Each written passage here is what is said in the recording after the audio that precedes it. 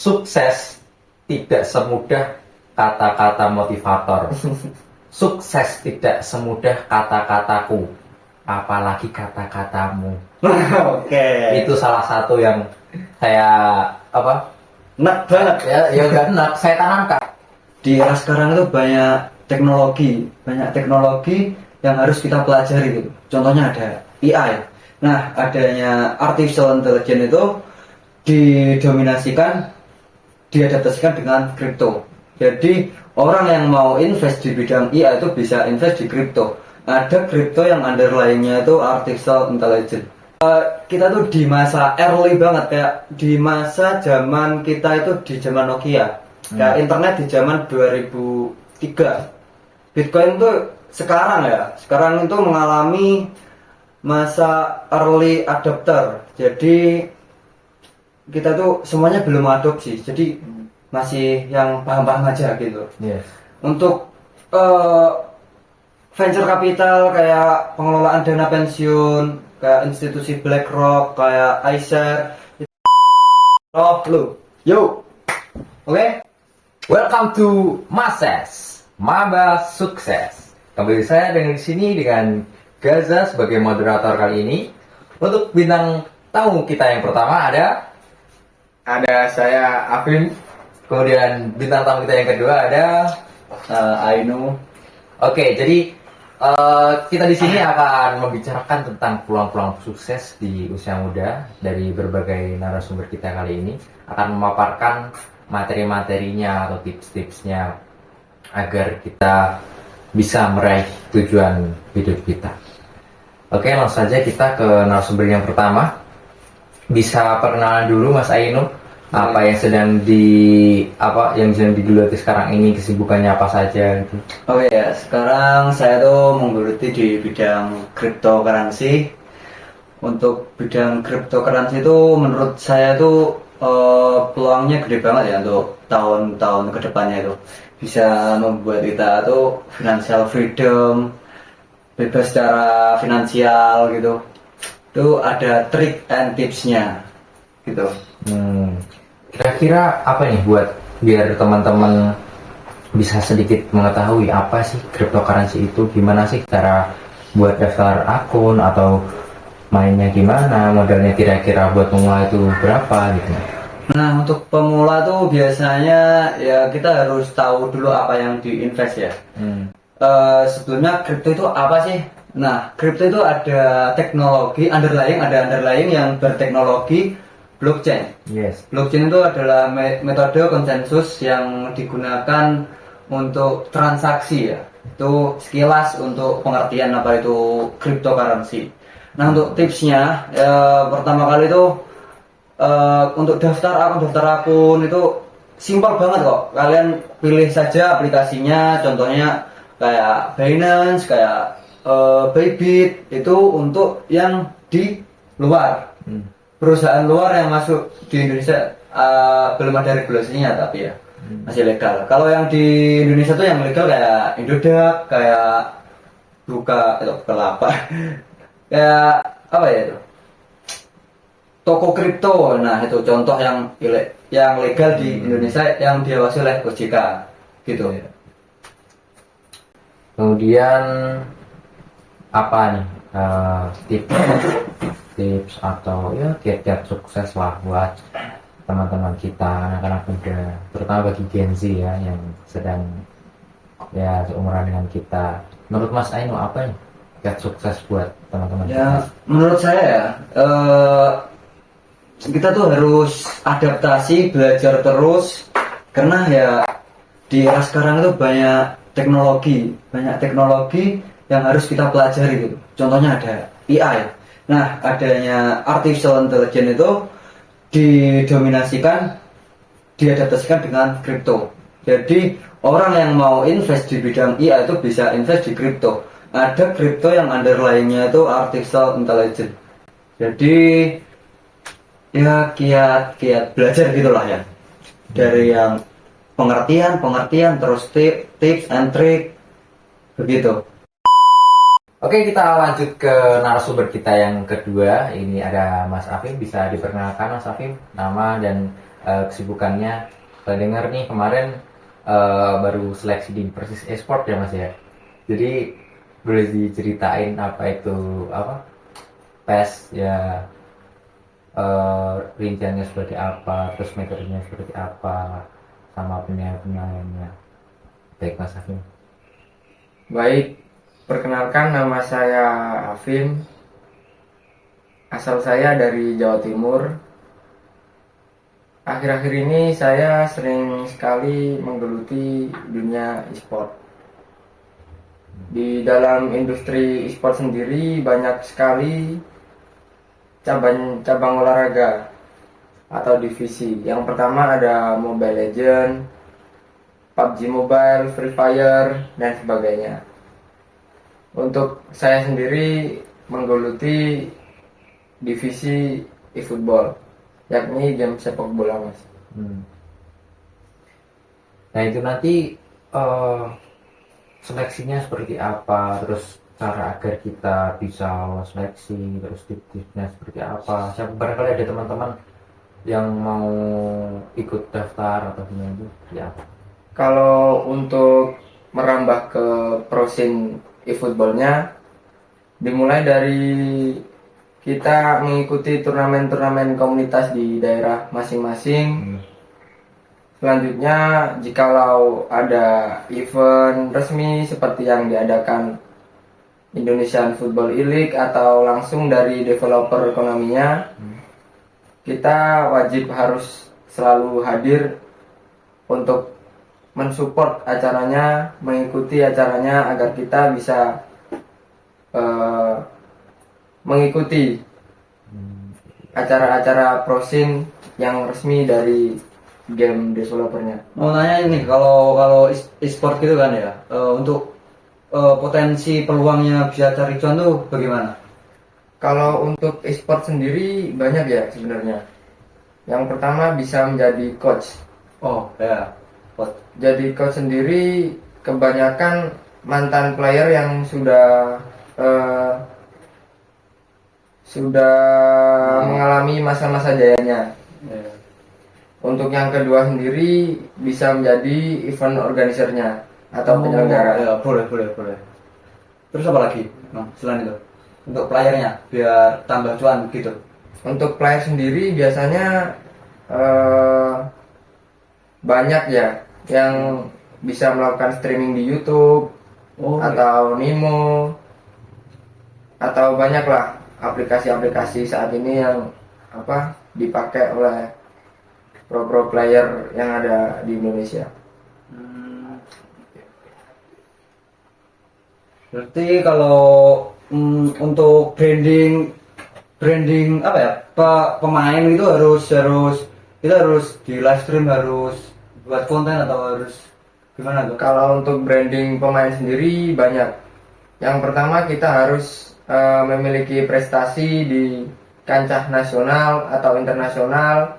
Yang kedua bisa membuat ciri khas di streamingnya atau di konten YouTube-nya. Oh, malah boleh. Berarti kalau misal dia pro player gitu ya, misal pro player terus kita live stream kan, buat konten itu kan ada sertifikatnya. Kalau kita itu pro player, jadi lebih gampang ada apa ya? Ada nama lah. Ya, ada nama gitu lah ya. Ya. Oke. Kalau untuk Mas Geza gimana nih? Untuk peluang sukses di usia muda itu bagaimana? Di sektor apa? Oh, tips and triknya tuh bagaimana? Untuk yang pertama di sektor apa ya? Jadi sebetulnya untuk saat ini ya banyak sekali ya sektor.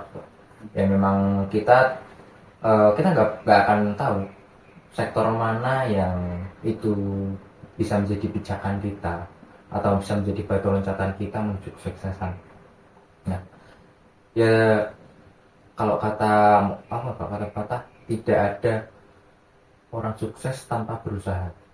Jadi ya kita pertama yang pasti kita berusaha dulu. Tanpa berusaha kita nggak bisa apa-apa. Entah nanti hasilnya gagal atau berhasil, itu sebuah proses. Oh, berarti kita harus menguasai skill di sektor tersebut, walaupun sektor tersebut itu gimana ya? nggak terlalu profitable, tapi kita harus telateni di sektor tersebut gitu. Iya. Oh. Menurut saya memang kita nggak akan tahu itu nanti di sektor itu apakah kita akan berhasil ataukah itu sebagai sampingan kita. Jadi ya menurut saya kalau sekarang ini ya saya coba-coba aja, sekiranya menurut saya itu berpotensi untuk masa depan saya untuk ya memberikan profit, menurut saya ya saya lakukan. Nah kemudian untuk tips-tipsnya Belum tips. belum. Contoh Mas Gaza itu menelateni sektor apa untuk sekarang? Nah, untuk sekarang saya sedang mencoba budidaya lobster air tawar. Oh ya, oke. Nah, kemudian untuk yang sebelum-sebelumnya itu saya banyak bermain atau berkecimpung di dunia clothing. Ya, Oh, jadi ya. sablon, garment seperti itu. Nah, sebenarnya ya sama dengan Mas Ainu tadi juga, saya juga sempat masuk ke pasar modal.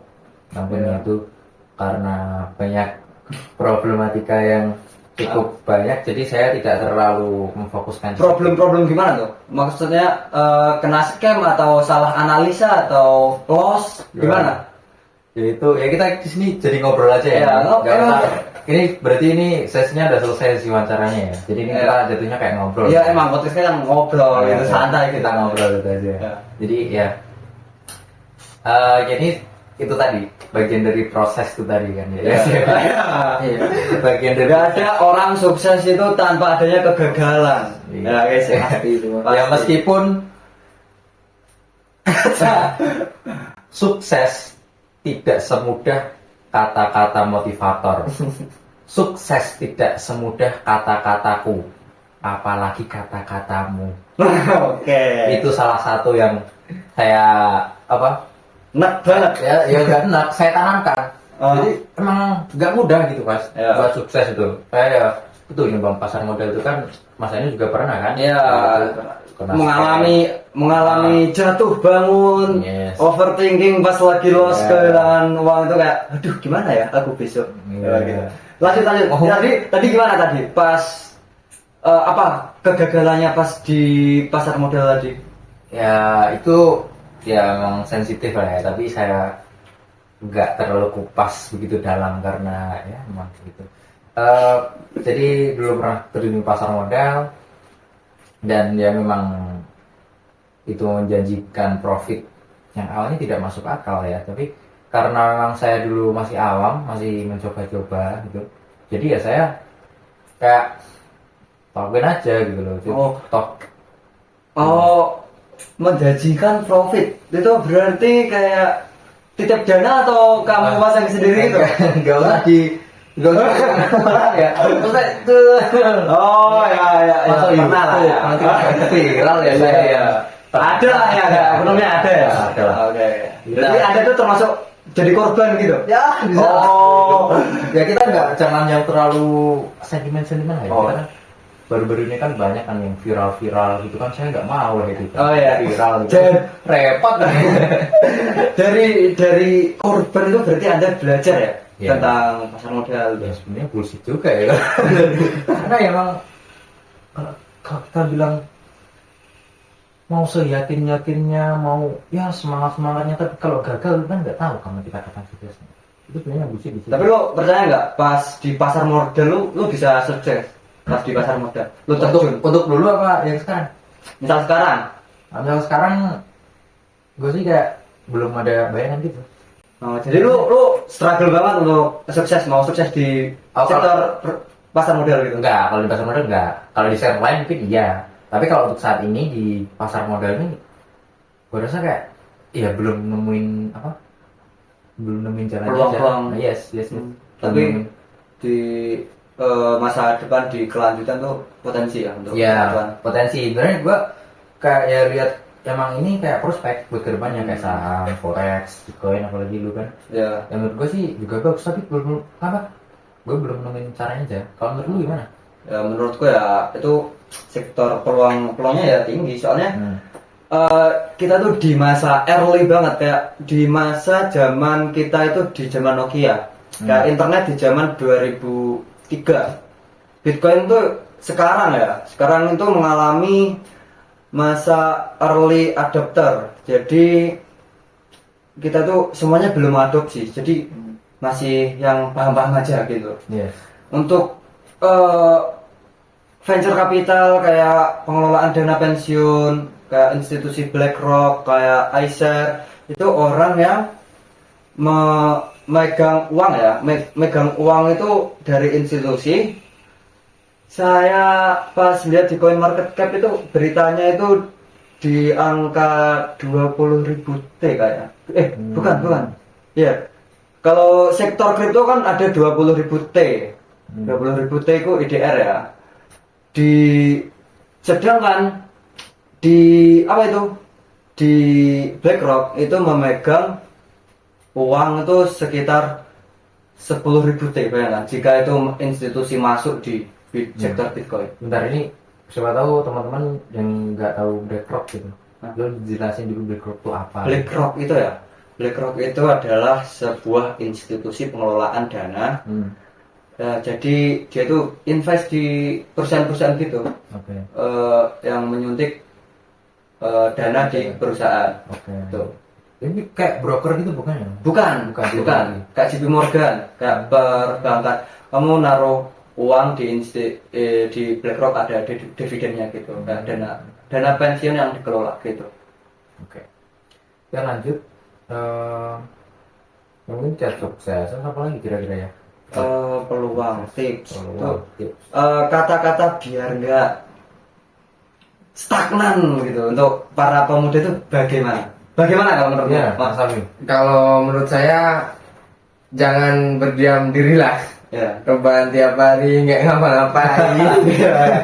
Itu ciri-ciri gimana ya? Ciri-ciri orang kenapa? Hah? Kalau itu ciri-ciri anak sekarang banget itu mah. Ya nggak semua kan ya. Semua nanti dihujat nanti gitu. Kalau Ya, sebagian menurut- lah. Ya. Hmm. Kalau menurut Masnya sendiri gimana? Gimana? Apa? Kata-kata buat generasi sekarang.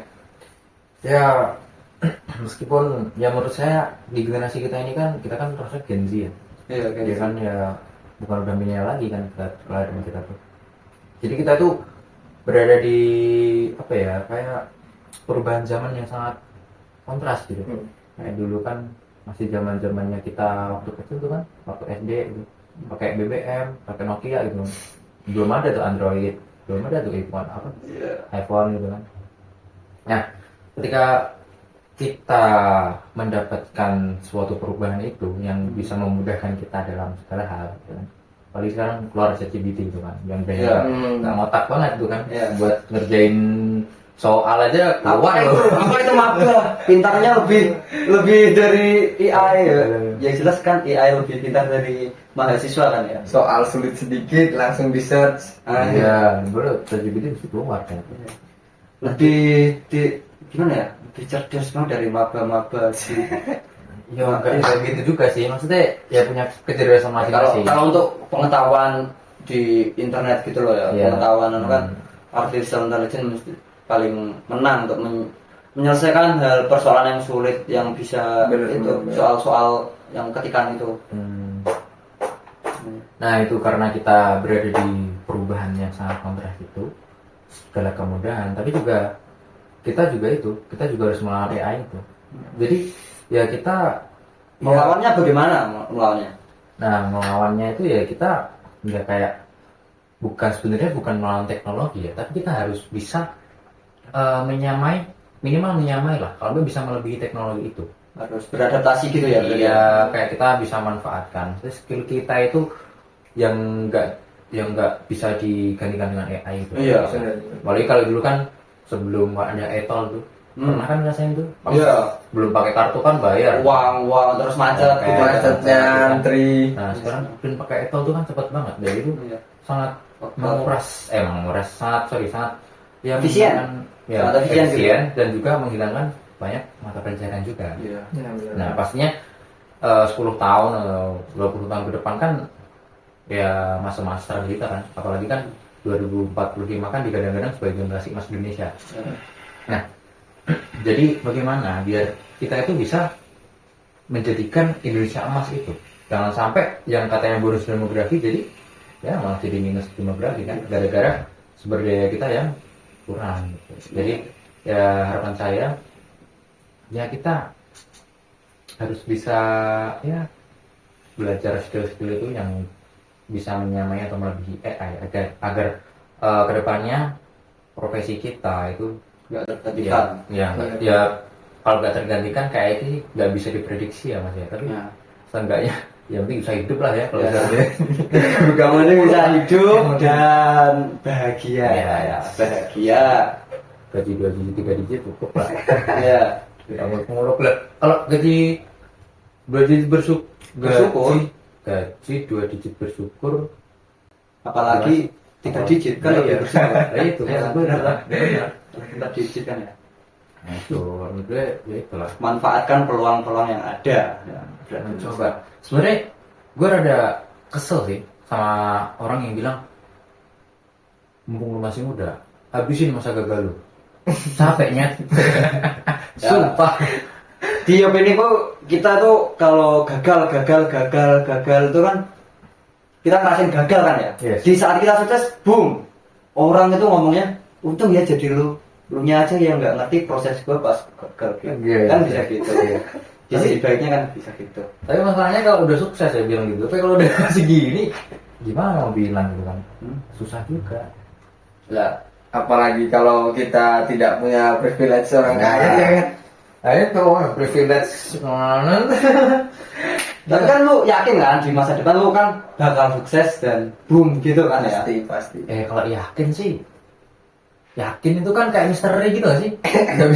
Gak bisa ngasih kepastian kan? Ya kalau lu yakin pasti ada jalannya.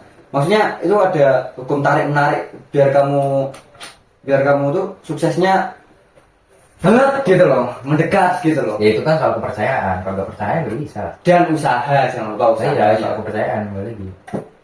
Itu. Get sukses. Apa lagi nih? Ngobrol nih. Udah berapa nih? Oh, Di sesi Mases ya, Maba sukses episode 1. sebenarnya kita udah semester 3, bukan cuma apa lah. Yang mahasiswa sukses. Oh ya, Mases. Itulah hitungannya. Mahasiswa sukses. Mases gitu. Tetap overthinking di quarter life crisis, teman-teman. Nah, Pak overthinking. Kenapa ya? Kenapa, Bim? Kenapa? Gimana nih? Kenapa kok overthinking gitu? Kebanyakan orang itu kenapa kok overthinking? Kebanyakan hal-hal yang tidak perlu terlalu dipikir berlebih lah. Oke. Orang yang sudah Contohnya apa yang nggak perlu dipikir? banyak sih kalau bisa sulit. Tapi kalau Jelasin kalau lah. orang stres, kalau orang mikir itu pasti penting. Oke, kalau contohnya kita nggak punya duit, masa kita nggak dipikirin gitu kan? Oh, gimana? Oh, Lo mau makan apa? iya. Bingung juga kalau jelasin kayak gitu. Jadi ya, Gue nggak ngerasain lo bilang gitu. jadi ya jangan overthinking. Kita tuh harus yang positive thinking gitu ya. Jangan berlebihan tuh yang baik aja. Tuh. Ya itu. Untuk sesi Mases episode 1 ya cukup segini ya lah ya. Kita Bentar. gimana? Kurang 5 menit lagi. Oh, Kurang 5 menit lagi di sini. oh 5 menit. Closing statement. Dari lu lah. Darimu aja. Kamu kan yang ada acaranya. Ya, Yang punya acara lah. punya acara kan kamu. Bukan ya guys, bukan. Ini bukan acara saya ya. Ya. Ini bagian tugas dari Mas ya. Jadi mohon maaf bila ada salah kata ya sebelumnya ini, jangan dihujat, jangan dianu. Boleh nggak sih? Terstruktur nggak nih? Terstruktur nggak podcastnya tadi? Dia nggak tahu, kita lihat aja nanti. Gue juga gak bisa. Kalau menurut untuk Mases keduanya gimana nih? Episode 2. Untuk keduanya kalau ini tembus 1 juta subscriber. Nanti kan dia udah dapet duit nih. Wah gue terusin nih. Enggak juga 1 juta.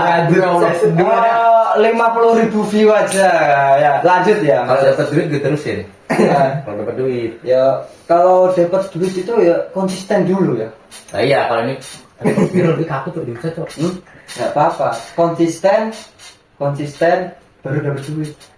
Boleh sih. Kalau sekarang kan hal-hal aneh. Berarti dilanjut nggak? baru bisa viral. Berarti dilanjut nggak nih? Mases episode 2 dilanjut nggak nih? Ya kita lihat trafficnya seperti apa, tanggapan teman-teman seperti apa nanti, apalagi nanti kita kan apalagi di teman-teman fakultas kita kan ini. Udah yang menghujat, banyak yang menghujat, kita lanjut. Kalau nggak ada yang menghujat, ya udah. Jangan hujat saya. Hidup saya sudah rusak. Ada closing statement nih dari lu. Ya dari lo kan yang punya acara gimana? Ayo. Bukan acara gua. Ya. Jadi ya closing statement dari gua, tetap semangat, pantang menyerah. Kita semua jangan, ya memang kita kalau melihat orang yang punya banyak kelebihan, banyak memiliki lebih, memiliki privilege yang lebih, kita akan memandang itu sebagai keirian. Tapi kalau kita bersyukur, ya kita itu harus memandang ke bawah, nggak harusnya selamanya ke atas. Jadi masing-masing diri kita itu punya masalah masing-masing. Jadi nggak usah kayak apa sih lu lebay banget, cuma gini doang, gitu kan? Nggak boleh, nggak boleh. Nggak boleh. Kita punya proporsi masing-masing dalam menghadapi setiap masalah itu. Kita semua sama. Jadi buat teman-teman di luar sana yang masih mahasiswa, ya tetap semangat mengejar cita-cita selagi masih berusaha membahagiakan orang tua. Tetap semangat, sehat selalu. Jangan lupa bahagia. Jangan lupa bahagia. Mas Es, Loh, lo kan ini lu lah, closing statement lah. Nanti dulu belum di closing ini. semua ya, Iya, closing semua. semua ya. Closing statement. Ya udah. Sekarang nggak berarti? Jadi ini closing, ayo lu dulu. Mas Es, mahasiswa sukses. Gitu aja. Closing statement. Ya, maksudnya itu apa? Yel-yelnya gitu. Iya. Oke, Iya udah. Closing statement dari lu nih. Jangan lupa tonton terus channel kita ya guys ya. Channel yang baru pertama rilis di podcast ini. Absurd. Edukasi. Absurd parah. Edukasi nih. Oh, edukasi. Kalau enggak absurd ya. Berarti masuknya di education apa ya? Education digital education gitu ya mas ya Oke. berarti. Nah berarti menggeluti sektor Iya. edukasi digital. Yes. Ya, udah cukup. Cukup. Lanjut Gus. Gus. Gus ayo. Silakan Gus. Ya itu tadi kata-katanya ya kita itu ya gitu. Udah kita closing Mas Es. Mahasiswa sukses. Oke. Ya langsung ya. Bahasa apa ya berarti aku? PES terus e-sport PES. apa tuh e-sport terus juaranya tuh bagaimana? Cut. Wes saiki guys. Saiki aku mau poin benar. Tips kiat sukses ngono ya. Ya apa bisa tau apa kayak. Itu Ya aku tak takon nisan ya, kerja jawab. Tapi jawabmu aja singkat kayak wong wedok cuek ngono kae. Apa Langsung ya. ya